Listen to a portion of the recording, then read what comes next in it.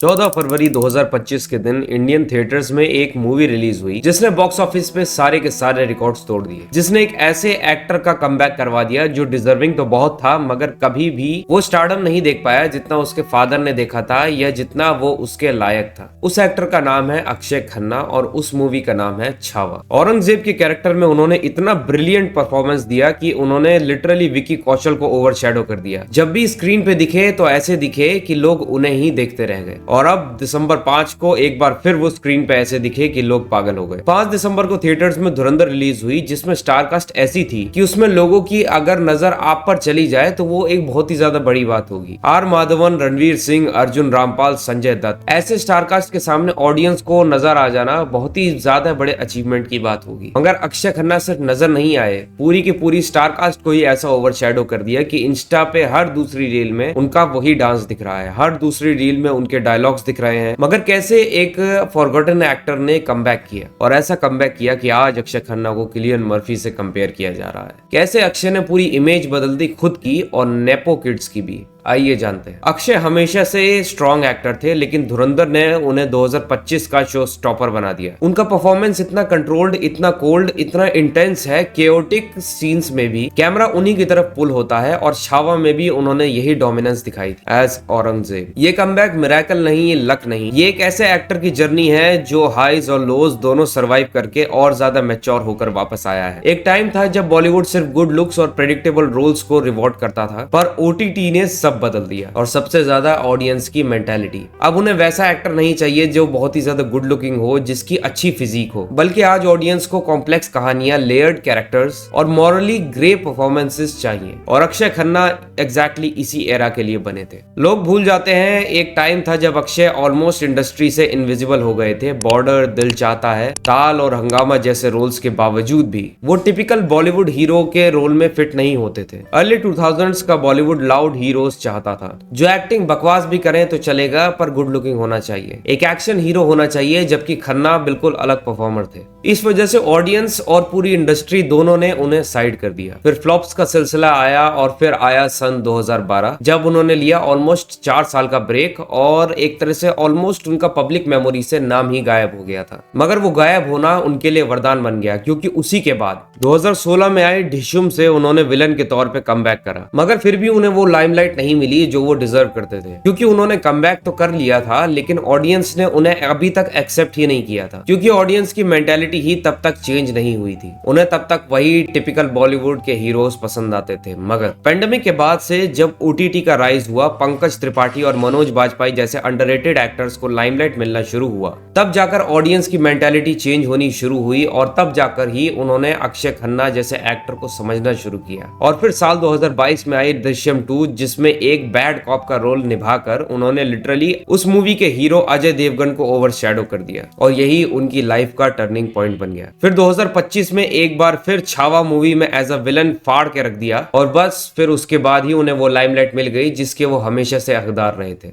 और धुरंधर के बाद आज ऐसी लाइमलाइट मिली है कि वो इंडस्ट्री के one of the most loved actor बन गए हैं। अक्षय खन्ना को देखकर कोई भी ये कह देगा कि वो बहुत ही ज्यादा डिफरेंट है। उनके बोलने का तरीका, उनके रहने का तरीका, उनके इंटरव्यूज में हर चीज आप देख सकते हो और उन सबको देखकर एक चीज बहुत ही अच्छे से क्लियर हो जाती है कि Akshay is not like other celebrities, बल्कि अक्षय तो सेलिब्रिटी लगते भी नहीं है। अक्षय के इंटरव्यूज को देखकर पता चलता है कि वो बहुत कैलकुलेट करके बोलते हैं, उतना ही बोलते हैं जितना जरूरी है, जो आजकल के एक्टर्स में बिल्कुल भी नहीं है। वो हर जगह इतना ज्यादा शो करने लगते हैं कि कई बार वो चीज उन्हें ही बैकफायर कर देती है। जो सबसे बड़ी डिफरेंस है अक्षय खन्ना और बाकी सेलिब्रिटीज में वो ये है कि ये बंदा अच्छे से जानता है कि कहाँ पे रिजर्व कैसे रहना है। ये नहीं कि कैमरा देखा नहीं कि फुटेज खाने आ गया, जो धुरंधर के लीड एक्टर रणवीर सिंह में कूट कूट के भरा है। अभी धुरंधर के रिलीज होने से ठीक पहले रणवीर सिंह ने जो किया वो पागल पर नहीं तो और क्या था। उसने खुद की इमेज की जो ऐसी तैसी करवाई है, उसे संभालते संभालते उसकी पीआर टीम को महीनों लग जाएंगे। कांतारा जैसे सीक्रेट मूवी का भद्दा मजाक बनाकर उसने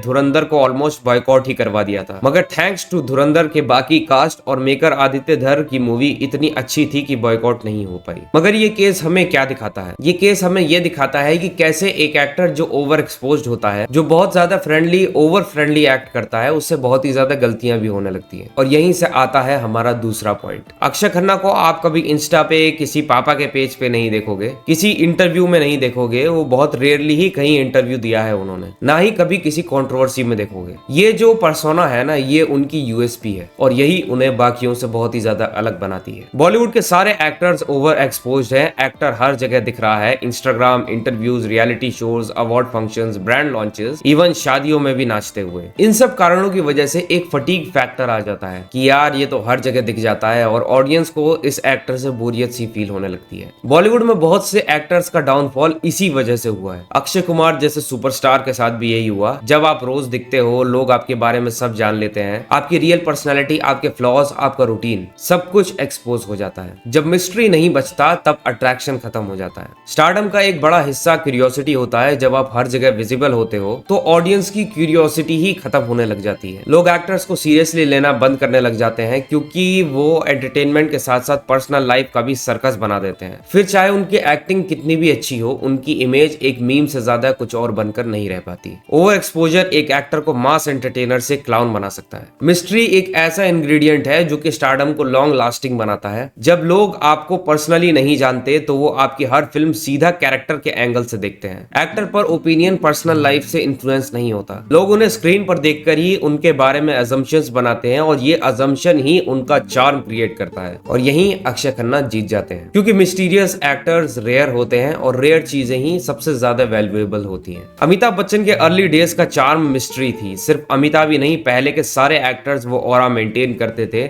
जिसमें वो नॉर्मल इंसान से खुद को अलग दिखाते थे। जब एक्टर अपने बारे में कम शेयर करता है तो ऑडियंस को ऑटोमेटिकली उसकी लाइफ में इंटरेस्ट डेवलप होने लगता है। हर पब्लिक अपीयरेंस स्पेशल लगती है, हर इंटरव्यू बस बनाता है, हर फिल्म एक इवेंट लगती है और मिस्ट्री एक्टर को ह्यूमन नहीं एक्सपीरियंस बना देती है। और एक्सपीरियंस बेचना ही स्टारडम का कोर होता है। मिस्ट्री एक्टर को प्रोटेक्ट भी करती है। जब आप सोशल मीडिया पे नहीं होते, पर्सनल कंट्रोवर्सीज में नहीं पड़ते, अननेसेसरी ओपिनियंस नहीं देते, तब पब्लिक स्क्रूनिटी कम होती है, आपका इंप्रेशन भी सेफ रहता है। अक्षय खन्ना की बढ़ती पॉपुलैरिटी बहुत ही ज्यादा ऑर्गेनिक है, किसी पीआर गेम का हिस्सा नहीं है। और ये एक और चीज है जो उन्हें बहुत ज्यादा खास बनाती है क्योंकि एक तरफ एक्टर्स अपने पीआर पे करोड़ों खर्च कर देते हैं ताकि वो विजिबल हो, ताकि उनकी एक पार्टिकुलर इमेज बने। और आज के डेट में ये पीआर गेम आप पर ही बैकफायर करता है क्योंकि एक नया ट्रेंड ही बन गया है कि ये पीआर गेम आपको बहुत ही ज्यादा हम्बल दिखाएगी, ऐसा दिखाएगी कि आप बाकी इंसानों की तरह ही हो। और ये फेक हम्बलनेस बहुत ही ज्यादा बैकफायर करती है क्योंकि जो आपकी पर्सनालिटी नहीं है उसे आप ज्यादा दिनों तक एक्ट नहीं कर सकते। वो एक न एक दिन एक्सपोज होनी ही है, चाहे आप बॉलीवुड के किंग खान ही क्यों ना हो। अक्षय खन्ना सोशल मीडिया पे है ही नहीं तो उन्हें पीआर की जरूरत ही नहीं और इसलिए बहुत ही लेट से ही सही मगर उन्हें वो स्टारडम बहुत ही ज्यादा ऑर्गेनिकली मिल रही है जिसे हासिल करने में एक्टर्स को करोड़ों खर्च करने पड़ते हैं। अक्षय खन्ना का नो पीआर गेम उनके लिए एक साइलेंट पावर की तरह काम करता है। जब पूरी इंडस्ट्री आर्टिफिशियल हाइप और फोर्स्ड विजिबिलिटी पर चलती है, अक्षय का पीआर से दूर रहना उनकी इमेज नेचुरल और जेन्युइन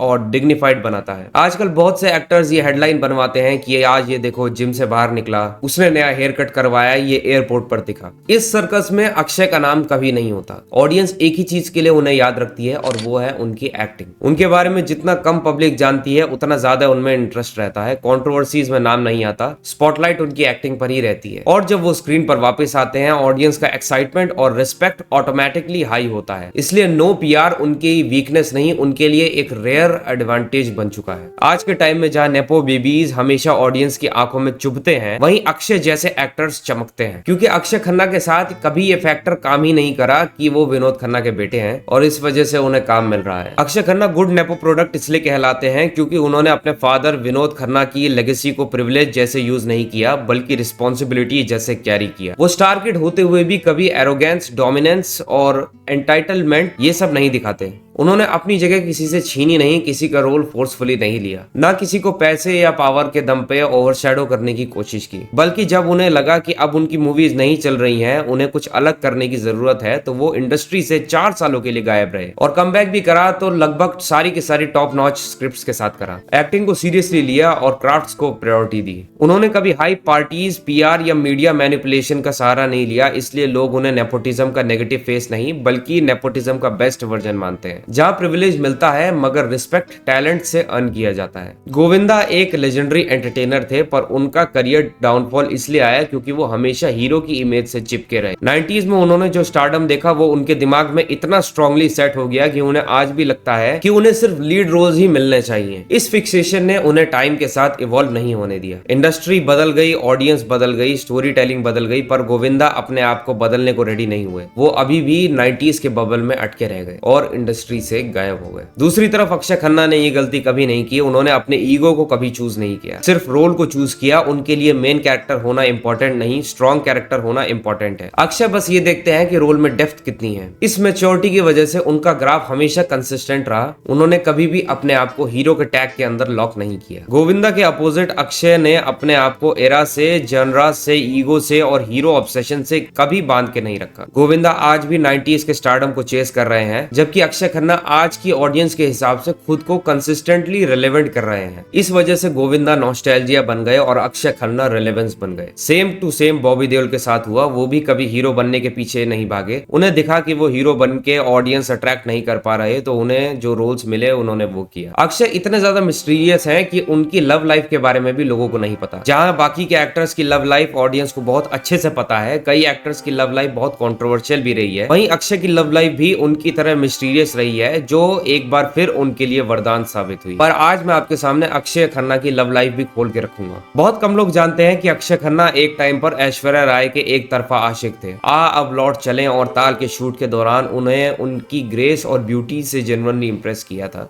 इत्तेफाक के प्रमोशंस के वक्त जब करण जौहर ने पूछा कि बॉलीवुड के सबसे अट्रैक्टिव वुमेन कौन है, अक्षय ने बिना सोचे समझे ऐश्वर्या का नाम लिया। उन्होंने कहा, मेरी नजर नहीं हटती उनसे, मेरी ये आदत नहीं है, पर मेरी नजर ही नहीं हटती उनसे। उनकी लव लाइफ का एक और चैप्टर करिश्मा कपूर के साथ भी जुड़ा हुआ है। एक फेज था जब दोनों जेन्युइनली क्लोज हो गए थे और इनसाइडर्स के हिसाब से बात शादी तक पहुंचने वाली थी। रणधीर कपूर ने तो विनोद खन्ना से रिश्ता भी प्रपोज कर लिया था, लेकिन बबीता रिपोर्टेडली इस मैच के खिलाफ थी क्योंकि उस वक्त करिश्मा कपूर का करियर एकदम पीक पर था। मीडिया रिपोर्ट्स ने तारा शर्मा और रिया सेन के साथ भी उनका नाम जोड़ा, लेकिन इनमें से किसी पर भी उन्होंने कंफर्मेशन नहीं दी। एक इंटरव्यू में उन्होंने अनयूजुअल सी बात बोलकर सबको सरप्राइज कर दिया था कि अगर मौका मिलता तो वो जयललिता को डेट करना पसंद करते। आज 49 की एज में भी अक्षय सिंगल हैं और बिल्कुल कंफर्टेबल हैं। इंटरव्यूज में उन्होंने ओपनली एक्सेप्ट किया है कि वो कमिटमेंट फोबिक हैं और रिलेशनशिप उन्हें अनईजी फील करवाते हैं। उन्हें अपना स्पेस बहुत ही ज्यादा प्यारा है। जैसे अक्षय खन्ना है वैसी ही उनकी लव लाइफ भी है, बिल्कुल ही मिस्टीरियस, मगर मिस्टीरियस होना ही उनकी सबसे बड़ी यूएसपी है। आज अक्षय खन्ना को, उनके कैरेक्टर को जिस तरह से ऑडियंस पसंद कर रही है, यह दिखता है कि भगवान के घर देर है अंधेर नहीं। जिस एक्टर को लोगों ने डेड मान लिया था उसने ऐसा कमबैक करा कि सबको हिलाकर रख दिया। यही होता है जब आप एक ब्रिलियंट एक्टर होते हो, ना कि एक PR trend joker. I hope you like this video and my perspective of seeing things. अगर वीडियो पसंद आई है तो please do subscribe to this channel. मिलूंगा आपसे नेक्स्ट वीडियो में, तब तक के लिए आपका अपना एब्सोल्यूट पीस आउट।